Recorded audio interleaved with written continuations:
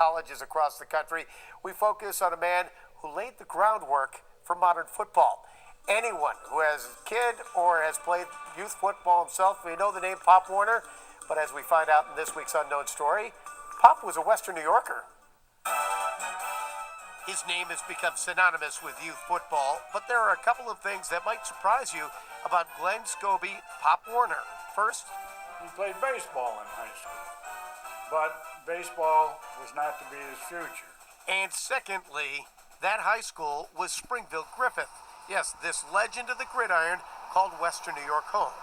Even after his father moved the family to Texas after Pop graduated high school, it wasn't too long before Warner found his way back east again, and in 1892 enrolled in Cornell University, where he discovered football.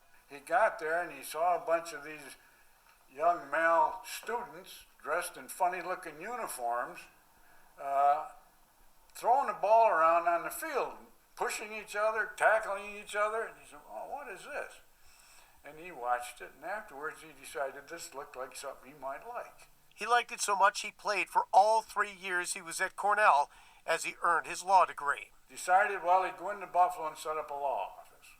Well, this didn't last long at all, because this wasn't interesting. It wasn't exciting like football. He was hooked, and so he started searching for any college in the country that was looking for an assistant football coach. He landed at Georgia, and over the next 44 years, made stops at his alma mater, Cornell, Stanford, Pitt, Temple, San Jose State, in addition to 2 separate stints at the Carlisle Indian Industrial School, where he coached the man many believe was the greatest athlete of all time, Jim Thorpe.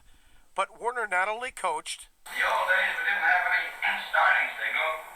he innovated. Because there were so few rules in the beginning of the game, he did all kinds of stuff. The forward pass, the three-point stance, and some creative blocking techniques. So the guy that got the ball, the runner behind him, would reach out, grab the loop of the big guy in front of him, and that guy would pull him as well as guys pushing in the back to get going.